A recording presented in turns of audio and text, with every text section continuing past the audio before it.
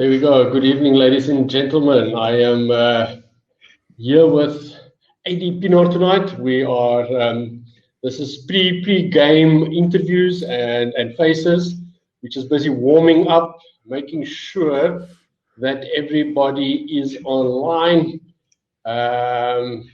just managing our data. If anybody cannot hear me, just send me a message or send us a chat. We've got the chat box next door, so that will let us know. We're just waiting for a few more people to log on to the event to join us, and as soon as we have everybody on board, we're going to start this event. Yeah, so just while we wait for everybody to come into the room and to join us, I want to share with you a little bit about the Business Book Club. We are a not-for-profit event, organization, and our purpose is really to share knowledge. And you know what we do is, you know, when we had our live events, people would donate books to us.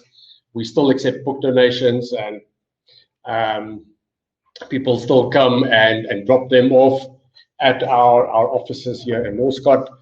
And we then distribute those to libraries and communities that are not as privileged as what we necessarily are in obtaining knowledge. You know, knowledge is our big thing, and we sort of share that with them, and it gives them access to something that everybody has. You know, we've got quite a bit of access to knowledge, and that is a very, very privileged position to be in.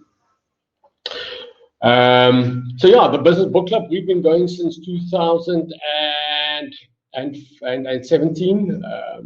We've collected over 8,000 books. We've distributed them, and yeah, trying to make a difference through the assistance of our community. We are trying to make a difference in the lives of people that don't necessarily have the privileges of what we do. Just trying to get things in order here. Just going back on that. All right, just give me a second.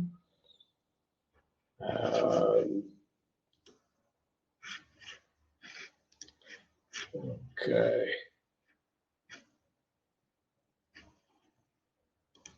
Ready? We will start this event. We're going to give another 2 minutes so that everybody can opt on. Then we'll make sure that we start and we go ahead with our event for tonight. Right.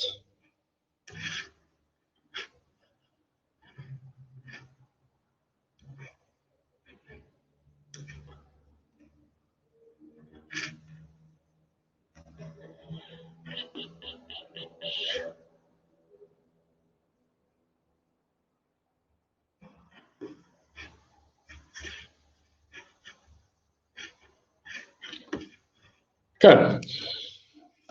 Adii, I am going to start with this event. Welcome everybody. Welcome to our event for the Business Book Club.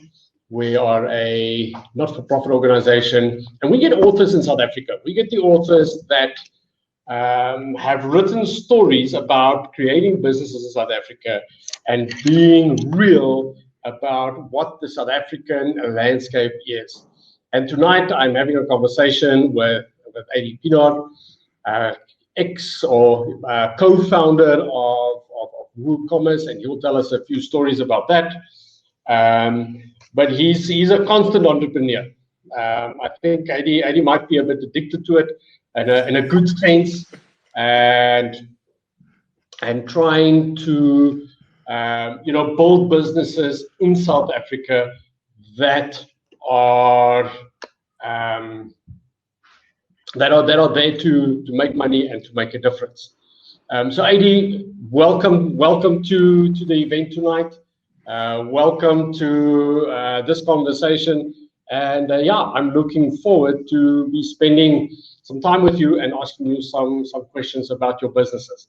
So first of all, Adii, what's interesting about your history is you had different names. You called yourself some different names, and this is not, this book, Life Profitability, is not the first book that you've written. So share with the audience just one or two things about, why you've written this book, and what was your previous book, and also what were you called previously. If you can't remember what I've asked you now, I'll ask you again. Don't worry. No, and I'm more than happy to answer the question, Jacques. So my mom still calls me Adrian, so that's my actual name. Adii itself was just a nickname, and the genesis of the story really is way back in the day, all the way back to 2005-ish. When I started working online, I realized that if I'm going to be communicating in English predominantly, I'm not going to stumble over all of my wrong R's and Afrikaans R's trying to pronounce my own name. So I actually did a change where I started calling myself Adii, and it was in vogue at that stage to use the term rock star for something that you were good at. And since I was working within the WordPress ecosystem at the time, my tagline on my website was essentially Adii WordPress Rockstar. And then somewhere along the way, I decided that WordPress, regardless of how massive this is, and this for everyone listening, this you should ask yourself how big is Adii's ego, right? But I felt that WordPress could not be it. Like, I didn't want to just be WordPress for the rest of my life. So I just dropped the WordPress and I combined the leftover bits, which meant that probably for about 4 or 5 years of my professional career, I was just known as Adii Rockstar. I completely lost my birth surname.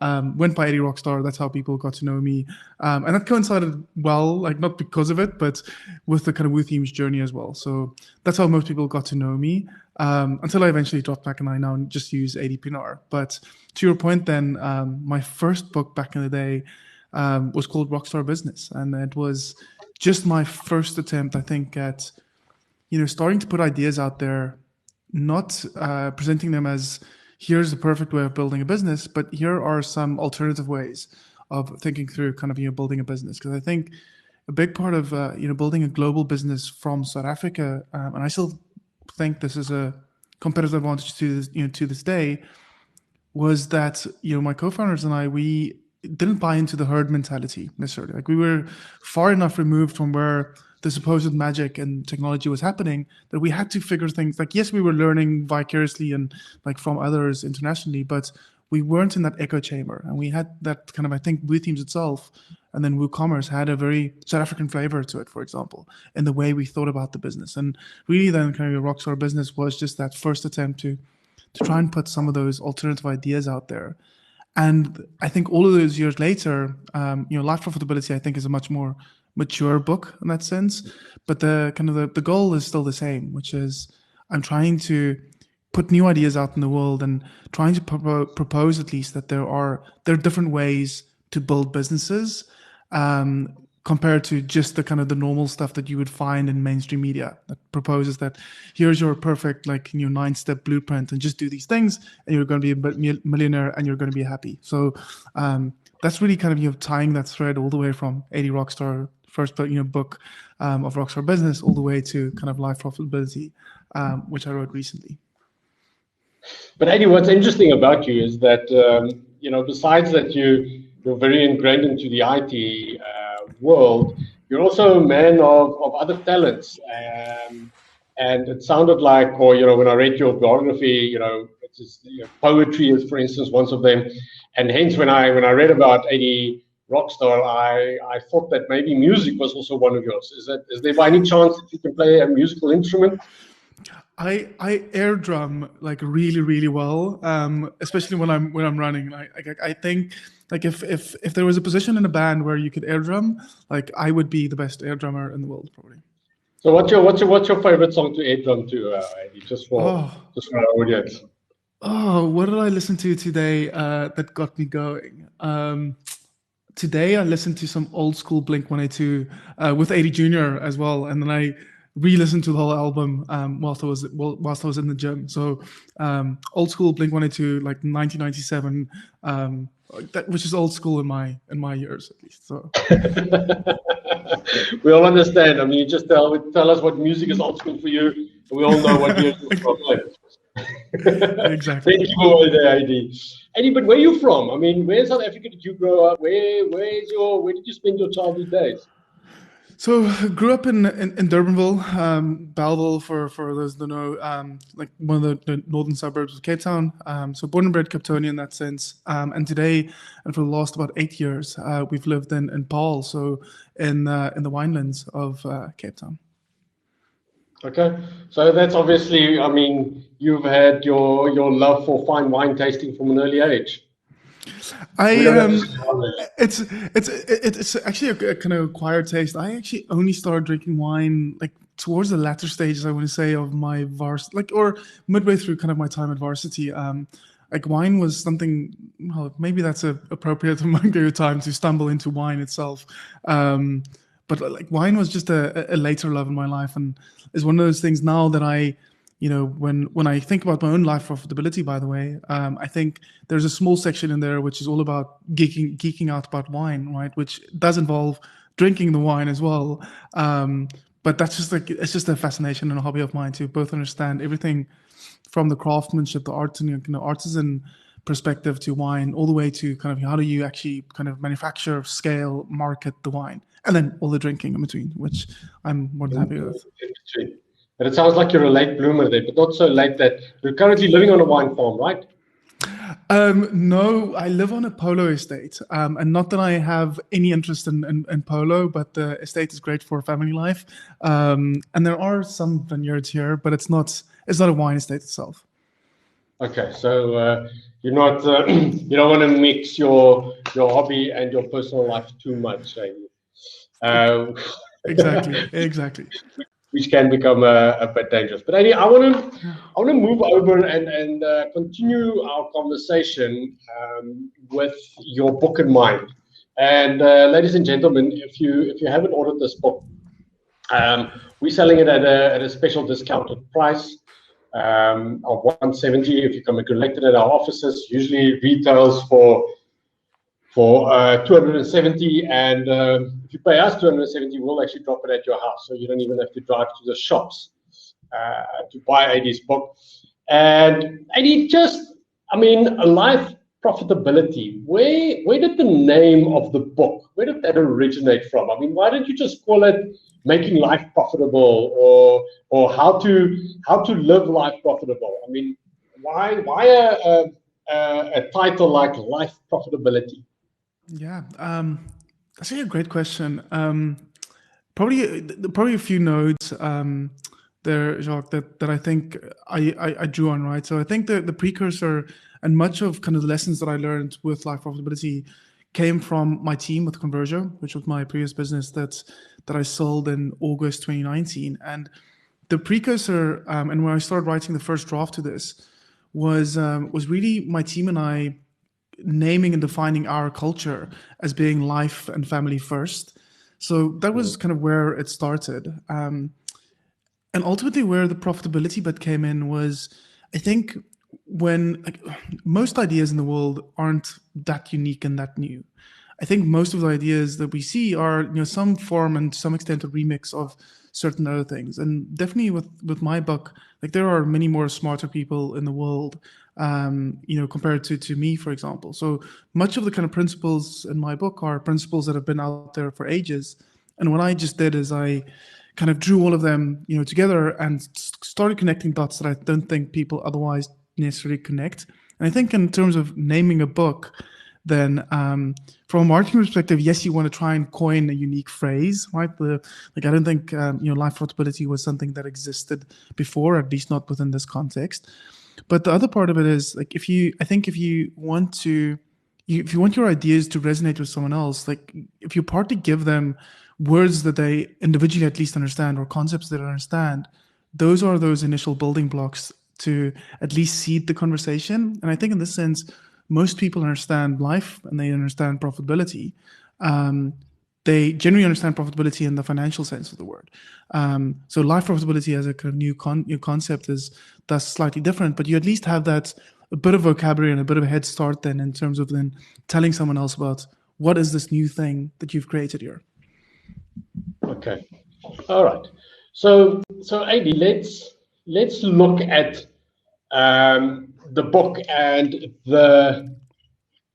I mean, you've got a very interesting concept where you start to write this book and you say the new measure of entrepreneurial success. I mean, that's the subheading.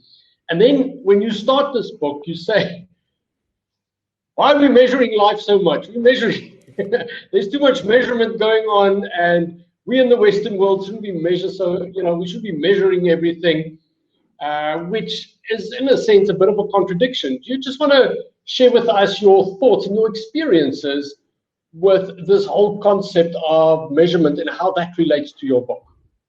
Totally. So I think and again, yes, that is meant to be a bit of a contradiction. And what I'm actually trying to challenge there, Jock, is just this. I think in the Western world, we gravitate so much to quantifying things and then measuring those things. And I don't think in itself that there's much wrong with that, right? Like trying to track your progress, is a way of evolving and a way of learning and a way of making sure that you're making progress. Nothing wrong with that in principle. But the parts where I think we've gotten stuck is where we use measurements almost as a kind of stick to beat ourselves.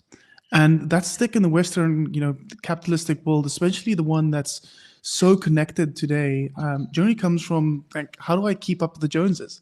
Like I'm constantly looking over my shoulder. I'm looking at like Elon Musk, he's South African. Why is my business not as big as Elon's, right? Why can't I shout kind of Doge on the Twitters, and then Dogecoin increases by 4x? Like, why don't I have that influence?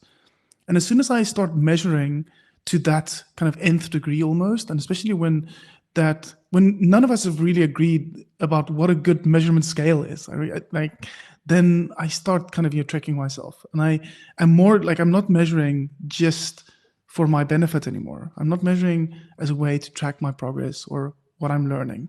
I'm mostly just measuring because I've been told that it's good to measure. And I don't think that solves anything. And I think where that plays into kind of the new measure of entrepreneurial success is so much of what we're told about being an entrepreneur is this, like you have to work 80-hour weeks and you have to do this and you have to sacrifice your whole life and short-term get pain, long-term gain, and take all the risks, right? And if that's a measure of being a successful entrepreneur, I just can't subscribe to that. Like, yes, parts of me, did that, but in terms of, again, like thinking through what the next part of my journey looks like as an entrepreneur, I want a new measure, right? And I think, again, like partly I don't worry that much about measurements, and I start rather thinking about how do I set the context? How do I create the kind of context and environment for more magic to unfold? The kind of things that I don't necessarily have to try and measure, like every single day, every single thing, ticking boxes. Okay, I hear you, but I have a contradiction in place because, you've been very successful with WooCommerce, right? Yep. Did you work 80 hours a week to achieve that success?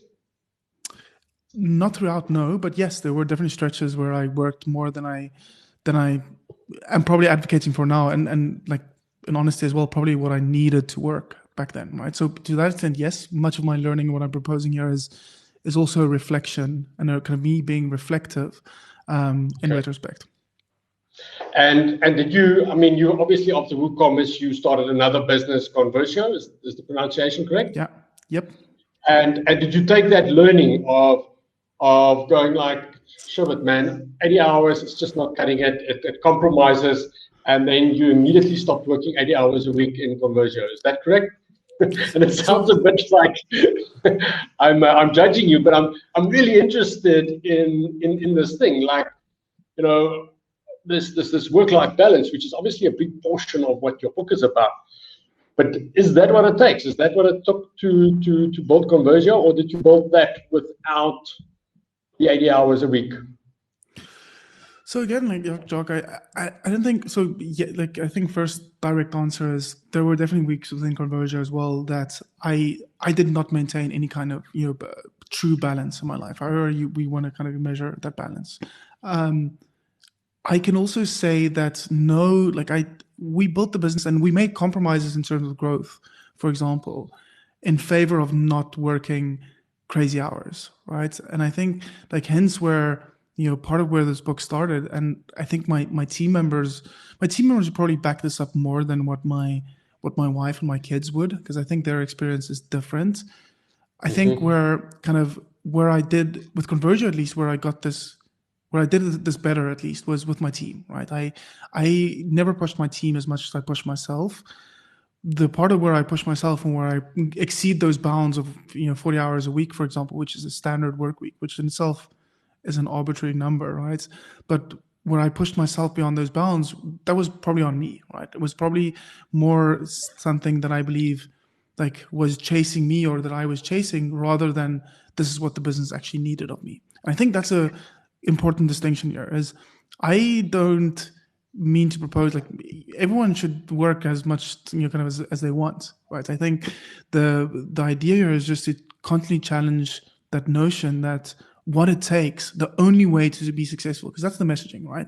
The only way to be successful, especially in early days, is to work 80-hour weeks. And I don't think that's true. I think that there are many other kind of optimizations or changes that one can adopt that kind of helps increase the likelihood of success, and it doesn't rely on that brute force of just throwing more hours into the mix. Okay. Adii, so your book is very interesting. It's divided into three sections. It's divided into self and others, and then business, which in its own sense is interesting that others were brought in. I've never seen that. And then each one you've sort of given values and models of operating. And then you end off the book with, assessing and tracking and how all of this then actually comes together and bringing in the accountability, which I really enjoyed. So I'd like to touch on some of these. We don't have time to go through all of them in detail, and hence why I really recommend that people get this book. It makes a massive difference. And, the Business Book Club is selling this at the bargain price that Adii has allowed us to for a 170,000 rand. 170,000. Bargain, absolute bargain. 170. Okay. So Adii, when you look at the self portion of Life Profitability, what was the values that you spoke about? I mean, you spoke about self-expression, and the interesting one was self-centered, which sounded a bit selfish. Do you want to just take us through your thinking on that? Yeah, so I think, again, like self-centered is, some people would say this is selfish. And I'm okay with that because I think it's a glass half full, glass half empty perspective. And I think words have power here. So hence why like the use of self-centered versus selfish. But the core of the idea there, Jacques, is, and again, like the kind of just explaining where the self and the others and the business come from is like on the cover of the book, those are concentric circles that are rippling outwards. And the idea there is the concentric circles start with yourself, ripples out to all the others in your business and life. And then eventually kind of the business itself actually just becomes almost a manifestation of doing those things in the kind of inner circle as well. And for me, at least, I think every entrepreneurial journey starts with a very personal decision for that entrepreneur about like, why am I actually even doing this, right? Why am I picking this idea at this time? Why do I want to work on this? And because that's the case, what I propose here is like, as you go on that journey, and for anyone kind of you're listening or reading the book at this stage, like whether you're at the start of a new entrepreneurial journey or somewhere along that journey already, I don't think that really matters, right? I think you can revisit this same idea, which is going forward in this journey, you're going to be the only common denominator there, right? Everything else can change. The business can change. You can change the products you sell. You can completely kind of swap out the business. Team members can change. your biggest client can change, your family life can change, right?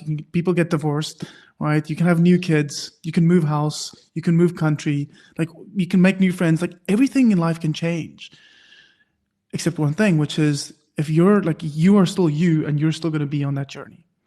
And what I essentially want people to get at is really just revisiting that starting point. But why did I get into business? Like why, like where did this idea start about being an entrepreneur? Like, and ultimately, like if I think through that, like thinking through the values, like in my personal values and what I actually hope to achieve here. Because what often happens is people think, like I think entrepreneurs, and I started with this as well. I was like, I'm not going to work for the man. Like that doesn't excite me. But then, and I'll never forget this, context there is my, since I was a very, very young kind of toddler, right? Some kind of conscious memory. My dad had his own businesses. So the only way that I kind of knew or thought about the world was entrepreneurship is allowed, like it is an option in my future life. And post-varsity, I'd already started working with teams, but I took a corporate job for 6 weeks that lasted 6 weeks. And I made enough money on the side with teams that compelled me to think that I can do this full time. And I sat my dad down and I said, listen here, Dad, I'm going to quit my job. Right? It makes sense to take this risk now. And my dad, with all of those years of doing, being in business for himself, said he doesn't think it's a good idea. I said, kind of why, and had this whole conversation. And he eventually said, okay, he thinks it's okay if I do this, but I should know one thing, which is I will never work for a boss that will be as tough on me as I will be on myself. So this notion of we become entrepreneurs to be free, we become free, like we can decide what we work on, with whom we work, right? What times we work, etc., how we work, some kind of freedom. But as long as I carry my phone in my pocket, I've never been free ever again, to some extent, for my business, right? Like I've traded I've gained some freedoms and I've traded some other freedoms. So really thinking through kind of that initial decision and what I'm trying to optimize for, and whether that still is the truth today, right? Because I think, again, like if we predicate entrepreneurial success on working hard for so many years, and eventually there's a pot of gold at the end of the rainbow, we lose so much of the things we actually hope to achieve, which was, hey, I want to work for myself so I can pick when I take a break, when I go on holiday. Most entrepreneurs don't do that. And spend time with my family and the people that are important to me. Exactly. I mean, that's a big part of it as well. But then we all become slave to our own dreams, and we forget. And that's why I actually quite enjoyed, looking at this chapter where one asks yourself, important questions. There's a portion about sustainability. There's a portion about a new starting point, like really beginning to think about it differently. Like this is going to be a different journey. What am I letting myself in for?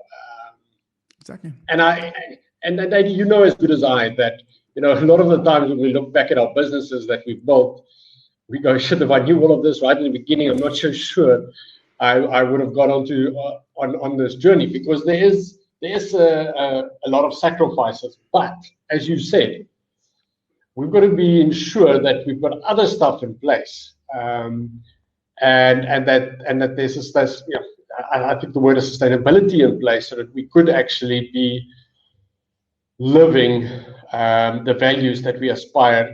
In your case specifically, being a family man, and being. And I mean, you also talk about your journey where being with a family. And I know some of my other clients, they've got the same scenario where they think that they're with their family when they're working on their laptop, watching TV with a family. Exactly right. That's not being present. Exactly right. And I think just to that point, Jock, I think the key there is, I don't think there's a right or wrong way here. What I'm like mostly advocating for here is just consciousness, right? I think much of the collateral damage that I created in my life, I did so without realizing that was the case. And I did so even worse with this kind of mantra of, hey, I'm working on this thing, like I'm making good money here because of my family. And ultimately, if you ask my family, and like you can, like anyone that's met my wife Jean will tell you often that she would have much preferred me to be present in family moments rather than being at work and making an extra 1,000 rand, whatever the case is. So like, again, like that's just that consciousness. Like I don't think we should fool ourselves, because for the longest time I fooled myself in terms of what I was doing and what I thought I was doing, because there was definitely a mismatch there. Cool. So Adii, let's talk about the practices, the models that you had for building the self in your life profitability framework, so to speak. And just take us through, I mean, the hour. What do you mean by the hour? Just elaborate with our audience. And guys, whenever you've got a question, just please pop it there into the box. I will pick it up. I'll ensure that Adii answers all of them, no matter what it is. I've got a deal going with him, so he has to answer all these questions. So please feel free. That's the truth. That's the truth. And we'll pop them through to Adii. So Adii, just take us through the hour. What does that mean? Totally. So, and again, like I've gone through seasons where I've changed this a bit, and then in the last, I think in the last 18 months, even, it wasn't COVID dependent. I completely dropped this, and then very recently, literally in the last 2 weeks, I've picked this up again, merely as a way to kind of to ground myself in the kind of what I intentionally want to do in that day. And really what that means practically is I wake up at 5 a.m. I need to wake up my kids at 6 to kind of get them ready for school and do the school run with them. So that 5 a.m. to 6 a.m. is really the only time of the day where I can truly protect my kind of energy, time, focus, right? Like nothing, like unless the house is on fire, nothing should kind of penetrate that hour. And the way I use that now is I try not to open my phone within that hour at all. I read a bit. I try and, like, whatever I'm reading at the moment, I'll read a couple of minutes. I'll do a quick little 10 minutes kind of meditation, normal, just breath work, nothing fancy there, just kind of, grounding myself. And then that normally takes about 30, 35 minutes. And then the second kind of part of that, I kind of dabble between either reading, like if I'm really into the book that I'm reading, I'll just read more. Or what I'm currently doing is I'm literally just doing a version of what they call morning pages, some kind of journaling, which is just like stream of consciousness on my end. Like anything that popped up, like especially during meditation, that I couldn't just kind of see and let go. Like the first thought that pops into my mind post meditation is normally the thing that I just write about. And the idea there is that I am ultimately just kind of cleaning my mind of those other thoughts that are probably not that going to be that helpful during my day. Like much of what I write there, like I don't share publicly. That's not the goal. Is really just that exercise of telling your mind that sometimes it's okay just to let these things go, and that's okay. And the greater idea there, as I mentioned, kind of with that hour and with that grounding, is it really is, if you build a house, like you're going to build a very solid foundation. And what I've at least found is when I do that well, and I do that habitually well, then my days seem more productive in whatever kind of your measurement. I feel calmer. I feel more kind of intentional about the things that I'm actually kind of going out in the world, and it doesn't feel as much. Still, sometimes, like, it doesn't completely evaporate, but that something else is chasing me. It's more kind of the purposeful, calm pursuit about what is important to me. Because the first thing I did, going back to being self-centered, was I honored myself, right? Like I did something for myself in that morning to set myself up to have a really good day. Yeah, that sounds like, like they do in the sports arena, getting your mindset right for a big game. And in the game of life, every day is important. Every day is a big day because it might be your last. I read something extremely interesting the other day that, the fear of death as such is quite a big teacher for us, or the whole concept of death. And to live your day like it's the last is extremely important. And then to prep for that, to say, if the day is my last, what's my A game like? How do I set myself up? How do I get my mindset right? And what's my practices? What's my routine? And you've obviously given us some extremely valuable insight, and there are some valuable insights even more in your book, available for those who actually purchase and buy it and go through it. in a sense, I find your book quite a bit of a textbook. Not a textbook, but like a guide in terms of, you know, how to get this work-life balance thing going, and to make sure that, you know, those of us in entrepreneurship is living true entrepreneurship and not becoming slaves to entrepreneurship. Because entrepreneurship is supposed to be something to celebrate and not something to slave about, you know, from month end to month end. But Adii, I want to explore the other part of these new measures of entrepreneurial success, which relates to the values of others. You know, two of the things that really stood out for me was, three of the things was the right people do the right things, diversity, and impact. Those are three concepts. And maybe you could just share with us, especially this first and the second one, the right people do the right things. What do you mean by that in the context of life profitability? Yeah, so I think the way, and again, the genesis of this other is right, and going back to that metaphor of concentric circles rippling outwards is, with Convergio, we had these very grandiose ambitions about trying to change the ecosystem in which we worked. We wanted to find a way. I mean, the greater context here is that we built software for e-commerce brands, which inherently means we're to some extent contributing to consumerism, and that doesn't feel good, and it didn't feel great for my team, right? So we tried to work on this. How do we start changing ecosystem? And then you suddenly realize, like, tackling something as big as global consumerism, like, it's going to take more than a small team to kind of do those things. And where the change happened for me was to think through, like, where can I have impact? If I can't do this big thing over here, where can I have impact? And that's where I got on this idea of, like, can I firstly start myself, and kind of build out this, you know, how to be or live in a kind of, or work in a life first and family first way. But then can I help my team do those things as well? Like, can I create the kind of environment where they can do that? Because if I can do that and I can help them do that, then they're also rippling out from a different part in the globe. And then we're kind of combining in a very decentralized, exponential way, hopefully. So the idea there then with kind of, you know, putting the kind of, the right people do the right things is, I think when you get people on your team that buy into however you want to define your culture. As I said, our culture was all about being life and family first. But that's how kind of I define the right person. The right person kind of buys into that culture, subscribes to the same values that we have. And then that becomes, like, if you wanted to measure someone on performance, like, their ability to adhere to those values, like, probably makes them do the right thing most of the time in a mostly accurate, mostly cost efficient or effective manner, right? I don't have to squeeze the lemon so much to try and get those last couple of drops, because that's not really what I'm optimizing for. I'm essentially just creating that context, that shared context, which is all around the values and the culture that we agreed with.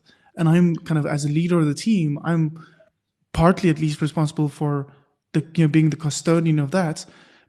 But then I can just get magical team members, involved in this vision and let them work their magic. I don't have to then micromanage them. I don't have to kind of, tell them do X, Y, Z specifically.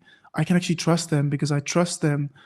I trust their knowledge and understanding of the shared values and culture that we have.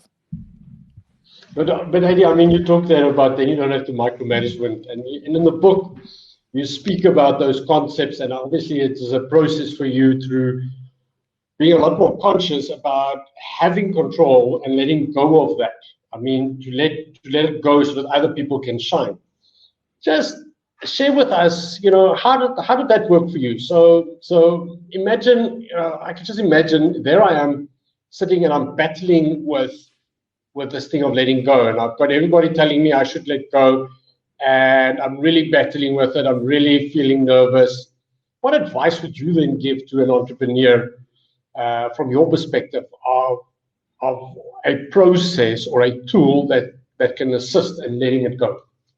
Totally. So I think the story that I can share here, Jock, is that I think Convergio itself had probably had 2 chapters, and one of the biggest parts of the second chapter was building accountability and ownership into the way that we worked with the team. And crucially, what that meant is I think I've always been great at delegating work. I've never been a micromanager, purely because I'm I'm also slightly too lazy to be a micromanager. Like I've got more than enough things to do myself.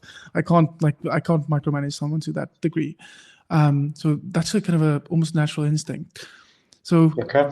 that part came easier for me. But what that often meant was that there wasn't follow through either in the quality or sometimes quantity or in the exact way that I necessarily wanted. And the change there was like, how do I make someone take ownership of something, right? And say, listen, you're like, if Adii was here, this is how he would take ownership. Like this is how we take ownership as a team. But on this project, I am now the lead, so I'm owner of this. And for us, what that essentially and that plays into the accountability part, but that essentially, like all I expected of someone that led a project or initiative on my team was to ultimately be accountable for the following, which was, here's what we did, right? Did we kind of hit the goal or miss the goal? And what did we learn from that, right? If they showed that amount of accountability, then I at least knew that they were thinking about kind of what might have gone wrong. They're thinking about what they need to learn to figure out like how to now correct this. And mostly they're not just coasting. Like I think the worst part, like the reason people micromanage or get micromanaged or leaders micromanage other people is partly because you don't want to pay for someone that's just sitting there like bum in seat and not contributing. So having that feedback loop going, like giving someone else the ownership of communicating their accountability back to the team, I think is critical. And again, like what we actually did was we built peer-to-peer accountability. It wasn't them having me just look me in the eyes and say, hey, here's what happened. Sorry, missed the goal. Here's what I learned. Like we actually shifted the whole thing. So instead of, for example, like asking the team members to do one-on-one performance reviews with me, we shifted it and said, you can pitch up, and for the whole group, like you can do a self-evaluation. You decide what to you put into that self-evaluation, and we will just listen and validate. And the thing that happens there, I think, as soon as you give someone the ability to be uniquely themselves, they start creating their own benchmarks and kind of standards that they want to meet. Because nobody wants to look like wants to be the underperformer on a team of high performers, relatively. And it's all about kind of relative. I don't think by any stretch of the imagination I had the best team in the world, but for us I had the best team, right? So, but like that's where the relativity kind of comes in there. So that's how I think about that, like putting more of that back on kind of the team versus me having to be the dictator and saying this is how it works and you need to be accountable to me, because I don't think that works for most people. I think you literally share the load by getting the whole team to buy into this, which also means the whole team as a unit then kind of controls things. And I get that, and I like that a lot. Peer accountability, I think, is probably one of the most powerful ways of pushing accountability through to a team. But Adii, then we've got to be real with each other and say you need the majority of the team to be great. Because I've also seen the other side where you can get bullshitters get away with the self-evaluation thing just because they can argue that they are the best, or there's no benchmark really for them. Sure. And I'm sure you've experienced that too. And I think like that's where I rely on the culture and the kind of that shared vocabulary about how we talk about our culture and our values. Because I think those things are like, it's harder to shirk those things, right? It's easy to kind of have a moving goalpost perhaps and say, well, I'm a great salesperson, but my close rate is not great. But it's okay because that's not what we're here to talk about. This is my evaluation. I don't need to talk about metrics. It's much harder to say, like, if one of your values is, hey, we've got a culture of learning and improving, right? Yeah. Then I certainly don't really care if your close rate is 1% or 10% today. But what I want to hear from you in the next kind of self-evaluation is, what have you done to improve your kind of close rate as a salesperson? So that's where that becomes harder, right? I think that there are certain benchmarks that you can put in place around your values that doesn't feel like someone's being measured on an actual kind of scorecard and kind of you're trying to put everyone through a meat grinder. You're actually putting it back and saying, we'll treat you as a unique individual. You made the decision to join this team with these values. We're just going to keep each other accountable to these values. Adii, it sounds like a magic system, and I'm sure it is if you apply it properly. But before we go on to the business portion, Adii, I want to touch on these models or these practices that you've identified in your business. You speak about holiday mode, weekly check-ins, team retreats, and then, self-evaluation, which we've already covered. Just share with us this holiday mode. What on earth do you mean by that? Yeah, so holiday mode essentially means the following, which was we firstly encouraged everyone on the team to disable all notifications on their mobile phones. If you have Slack or if you had your email on your phone, like just disable the notifications. So trying to really shift to asynchronous communication. Because I think the important thing there is, and again, the rule there was I could at any time could phone a team member. And if I phoned them, they would know this is urgent, the house is on fire, they should answer. Like whatever time of day, like they should answer. But that I think that happened once in 5 years. The reason why we don't like the notifications is purely because it's disruptive. Like I think, again, that's a whole different topic, but most notifications during the day takes people out of deep work. So what we did with holiday mode was we encouraged everyone, like if you take a break, like firstly we said, listen here, like we have a unlimited and a minimum holiday policy, which is we're going to force you to take at least 21 days off during a calendar, like any 12-month rolling window. We're going to keep you accountable to that. And at least one of those times you take time off needs to be more than 7 days, consecutive days. Because taking a long weekend, like regularly, yes, that helps. Doesn't kind of rejuvenate and recharge as a whole week away. And what we try to do is say, if you take that time off, and we know you're off, unless you're the only specialist with the right fire hose to put out the fire in this building that we have, then we're not gonna talk to you at all, right? And in fact, if you pop online and you want to work, like we're probably going to tell you, hey, Adii, like you're supposed to be on holiday. Like we're going to keep you accountable to that as well.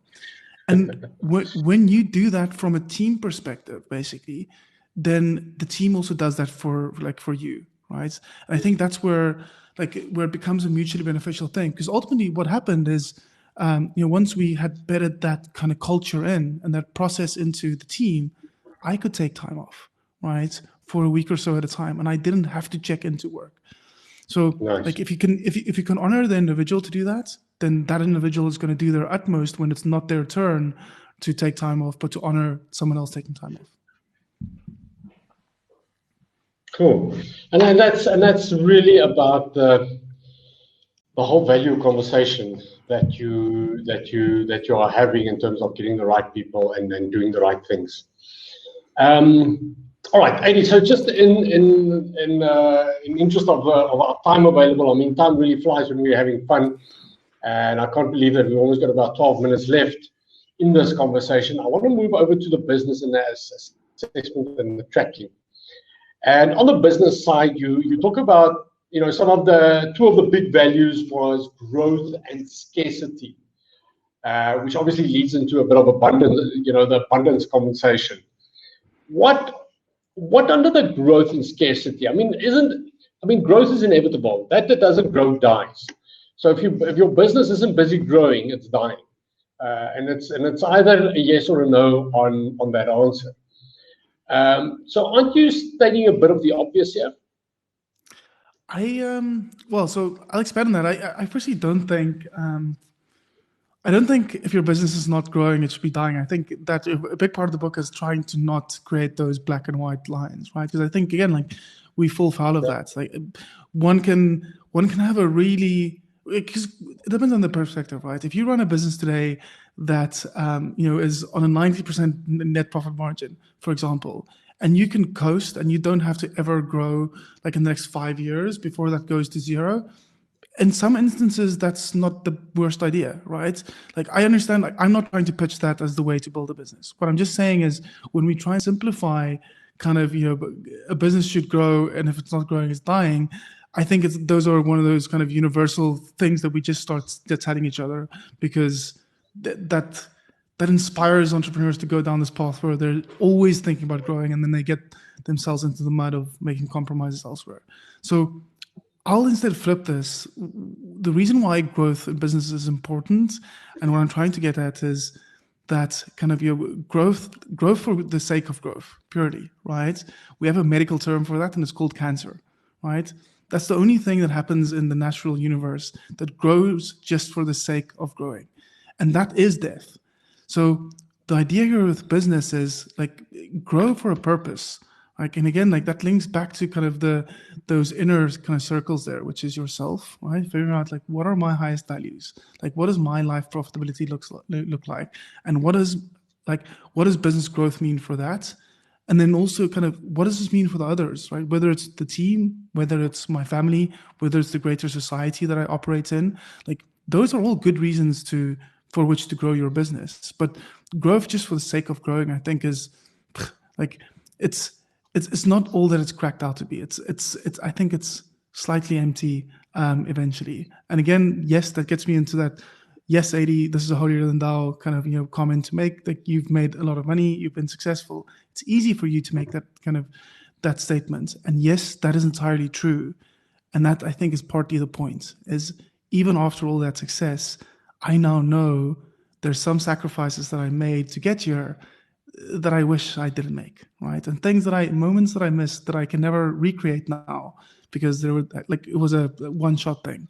And I think that's part of this point, is just trying to tell an alternative story about what it means to define one's own successful entrepreneurial journey. Adii, and that almost reminds me, you've got here under self and the values, your why. And I guess if you get that portion right, the growth part makes total sense. Yes. And I guess your growth conversation leads into abundance, because abundance is about belief, correct? Yes, entirely. And probably the best, I'll throw out another recommendation for a book. Peter Diamandis wrote a book called Abundance, and it's just a great read. And I think that the point, the TLDR for his book, is just this notion is there are so few things in modern society that is truly, truly scarce. And if we just orientate it to abundance, we can probably find it in ways that we don't naturally kind of gravitate towards initially. And again, like you mentioned mindset earlier, I think mindset, the use of words, has a lot of power, right? So without getting airy-fairy, but rather orientating ourselves to abundance and thinking scarcity, I think has a powerful impact on one's journey and success. Absolutely. And Adii, now to look at the practices of the business, there's a few interesting ones. Building a culture, we've spoken a bit about that. Attracting and hiring the right people, and that's such a tough one, eh? I've worked with a lot of clients in South Africa, and we talk about joblessness, and there's so many jobs, but then there's also this big fight, or this big issue about appointing the right people. What was your experience in getting that part of your business right, about appointing the right people? I think really hiring people over skills, Jock. I think the point being there is, when a simplified hiring process for me looks something like, can I quickly scan your resume and check whether you have any relevant experience and skills, right? For some roles, that's more important than others, right? For if I'm hiring an engineer, it's kind of computer science engineer, to write code, I am probably going to want to make sure that they have some experience with the programming language that we use, right? If I'm hiring a marketer, I ideally want to kind of hire someone that has relevant experience, like marketing another software solution. But that's only, for me, that's the first 10 or 20% kind of part of the question there, which is literally, I view that as a cover charge, right? Like, does a person tick those boxes? Yes, that's perfectly fine.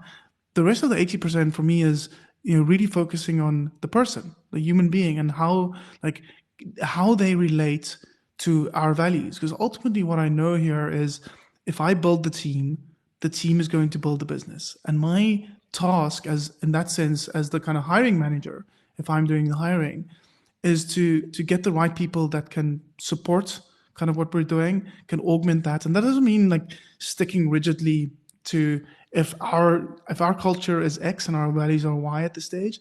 That is going to evolve with every new addition over time, to the team as the team grows. And I think that's where the aim is to get more diverse kind of voices into any room, right? So that we don't build our own echo chamber, which I think in the medium and long term is problematic as well. But you at least you do that incrementally. Like it doesn't help to kind of add someone to the team. It doesn't matter how, what kind of a player or rock star they are, if they are kind of in complete kind of contravention of your existing values. Like you're probably going to find someone that's slightly off, but they add so much that they're kind of augmenting, right? They're helping you evolve that culture and values. So that's really how I think, like people over skills, any day of the week. And if you put generally smart people that are able to learn, take on challenges, like figure things out, into a room, and you give them a shared reason to kind of collaborate, I think they will, again, they'll figure out 80% of the challenges ahead of you. And I love the fact that you've actually focused back on some of the previous stuff that we've discussed by bringing in diversity, because you've got a diverse team. You're not appointing for your ego, and you're appointing a team, or you're employing a team to build your business. And excuse me, Adii. And that's really the magic here, is to get that right. Now, Adii, we're in the final stretches of our conversation, and I want to leave the next 5 minutes for assessing and tracking. You've got 4 tools at the back of the book, ladies and gentlemen. If you haven't heard already, this is the book that we are talking about tonight, Life Profitability. We are selling it. The Business Book Club is selling this book at 170 Rand. With Adii's permission. It's a special price for our members. So after this event, we'll still carry it on for a day or two. So please get your copy of Adii's book. And in the back of that book, there's an appendix, and there you've got the appraisal, the assessment, the tracker, and the 90-day planner. So Adii, just give us a brief headline of what the purpose of the appraisal tool is that you are sharing with the readers of your book. Totally, and we probably buried the lead a little bit on this, Jock. So I'll define it in this way, and cognizant of everyone's time here as well, right? So the idea of life profitability really is, how can I build a business that is not just financially profitable in the way that we understand profitability generally, but in a way that profits my whole life. And the way I communicate that, kind of what that means in terms of whole life, is to really kind of define my life portfolio. So in the same way that you would kind of look at any investment portfolio, but really think through those things that you want to put in your life portfolio. And part of my argument is that work itself in business is just one part, like one stock that I need to put in that life portfolio. The other things are all aligned, should be in alignment with one's values. So the idea there is then, that's the first part, at least being clear about what that life kind of your portfolio looks like. And then the appraisal and assessment really is then just taking stock of that, right? Which of those stocks firstly are, perhaps needs investment, right? They've been neglected for a while, they need attention, or they're actually performing well and there's no change there. That's the appraisal part.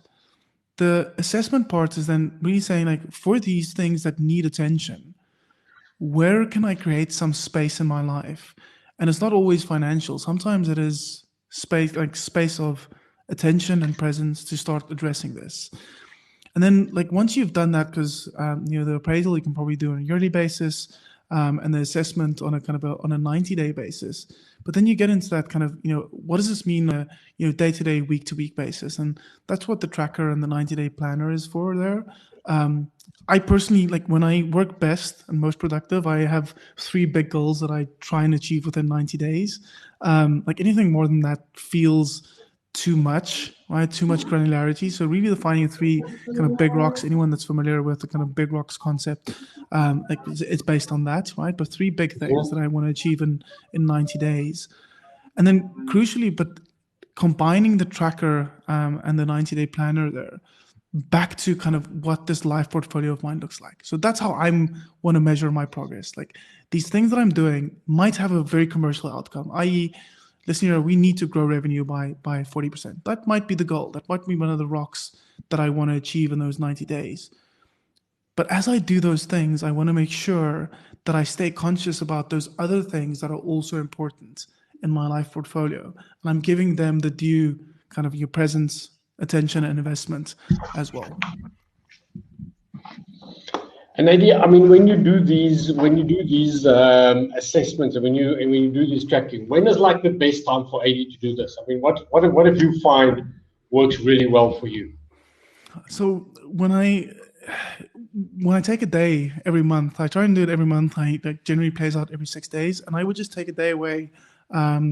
I can do a bit of a personal retreat where I just go wherever, find an Airbnb where I can sleep for the night, have a bottle of wine, cook myself an easy meal, so I like low stress stuff, and I try and do it low tech as well. And I generally just want to give myself some space from the normal day-to-day stuff to do that slightly calmer, slightly bigger thinking through like where I'm at, like in what moment do I find myself, and what does my version of life profitability look like for the immediate future, but crucially for the longer term, so that I can proactively at least. I didn't think the point here, and last point I'll make, we're going to stray off. Like if you think about equilibrium in nature, things go out of equilibrium naturally and often, but things also move back into equilibrium. And if anyone's kind of done any reading with regards to mindfulness, the point is not to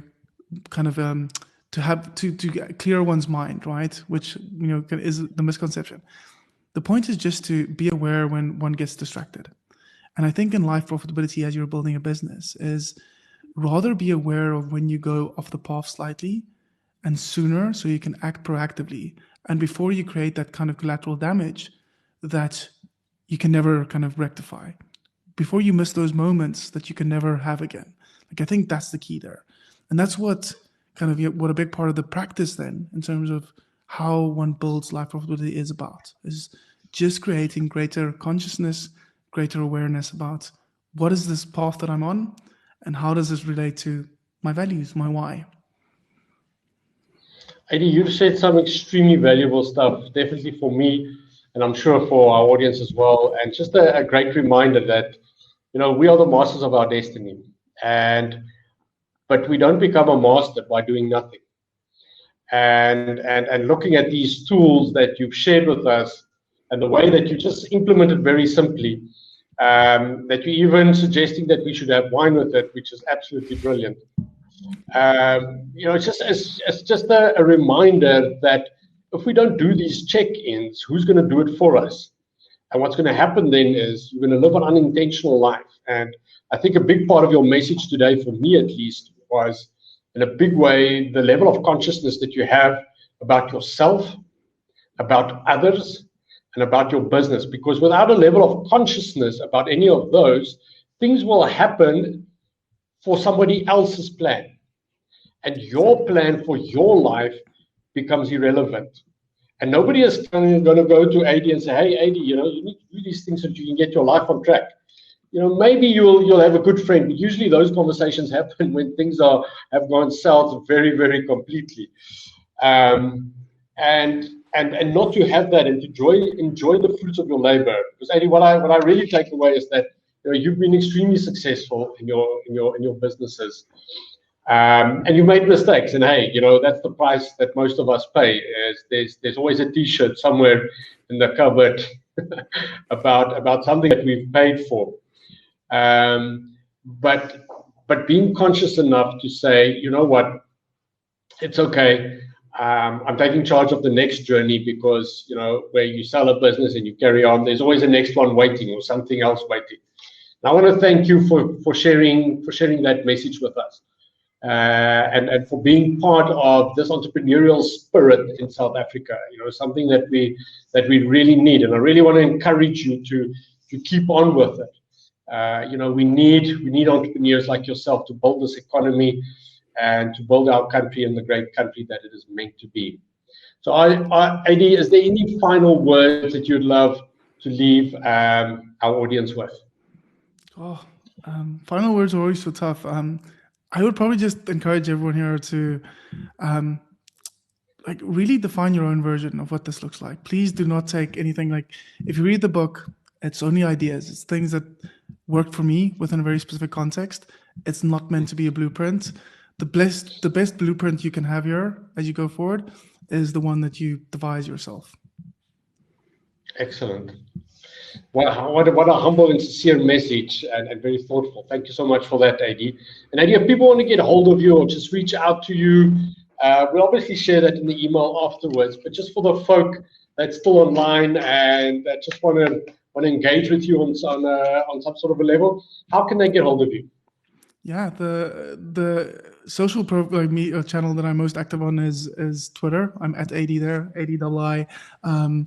And for anyone that figures out what my email is, which is not that hard, if you shoot me an email, I'm generally responsive. If it's somewhat personalized and you ask me something that is is meaningful to you, then I will likely respond there. So maybe what we can suggest to them, Adii, if they type in Life Profitability, the business book club, you'll know that it will relate to this, and maybe give them a little bit of a preference. I'm more than happy to do that. Adii, thank you so much for joining us tonight. Really, really appreciate your time and effort. And for everybody that was here, that had the time with us, thank you for your support. And we'll have a copy of this interview, which we'll appreciate if you can share that with some more people. Share the love of knowledge, share what the business book club is about. And that's really knowledge. We can build a beautiful country, beautiful businesses by sharing more knowledge. Everybody, thank you very much for joining us tonight. You guys have been great. Adii, you've been great. And all the best with your ventures and with your second book or your next book. Thanks, Jacques. Thanks, everyone else. Cheers, everyone. Bye-bye.